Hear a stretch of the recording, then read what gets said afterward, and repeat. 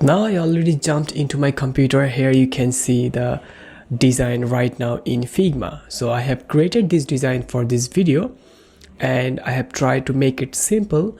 However, I'm not a pro UI UX designer, but I have tried and I did some design for my personal client and for some of the freelance tasks, and this design is created for this video. Well, so if you take a look at this design and if you take a look very carefully, it's a very easy design.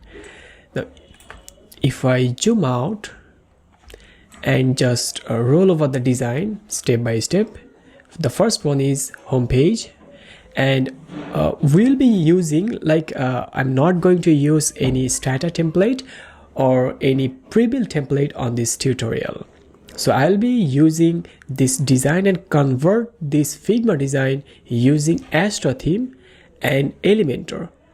Also, there will be some other third-party plugin which will be helpful for this video, and also will help you to learn some more interesting things that I think that will also help you to design this website. Not only this website, you can even design your client website based on your client requirements. So let's take a look at the design so that we can start right now. Now the first one, which is called homepage, and the second one is about me, third one is visited place, fourth one is blog archive, and the fifth one is contact me page. If I just start from scratch, then let's zoom out the home page, and this is the home page. I'll be start from header and ended up with the footer. After completing the home page, I'll be moving to the next page and other pages. So for this project, just one thing that I would like to share with you. Previously, I have built so many websites and created tutorial on live server, but for this project, I'll be using local server.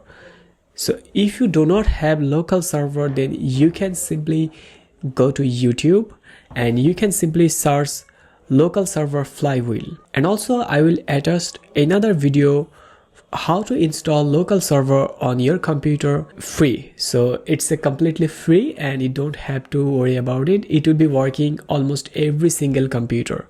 So you don't have to a very high configured computer, right? And you can simply follow the below link. I already attached the link for you guys. That one is from Freddy Corp, and hopefully that video will be helpful for you completely how to install local server on your computer. Before creating this video, I already install and activate the local server, which is called local flywheel. So I am going to install another folder which is called travel blog. Let's open my local flywheel and click on add local site. Then type your site name. So I would like to write here travel blog. So you can use any kind of name here, and these options will be available after following installing the local flywheel on your computer. So if you have another local server, you don't have to use this one. You can continue WAMP, XAMPP, or any kind of local server. Even if you have the live server, then you can use also live server. So it's not required to use local flywheel. Let's continue. And I just want to use the default setting from here. So the WordPress username should be admin. Because it's a local server, I don't have to think about this password and username so much. But when I will be creating another video for you regarding how to secure your WordPress website, then there I will show you how you can make it more complex so that anyone from hacker couldn't hack your website. Well, so let's add a password. I'm going to add a simple password here so that I can remember. And you can change the email here. So let's add contact@riadmahmood.com and add site. So I have another two website which is called Astra Free and Credence and Travel Blog. Now I have to add a password here. So currently I'm using Mac. If you are not using Mac, then I think you don't have to use password. So it's just a security purpose. It will be downloading the WordPress on my local machine and configured it for my project. So it could take some time. You have to be patient.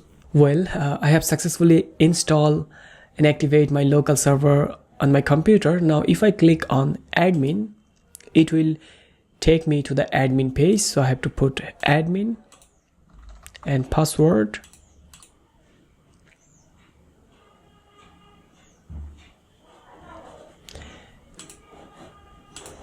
And this is my WordPress dashboard. So currently WordPress is on 5.9.1 version, so it's a very powerful, and there is so many things that you should learn and you should use inside WordPress. So I will be creating more video tutorial for you regarding WordPress new version, even what upcoming version could help you to build your client website. Let's focus on this project right now.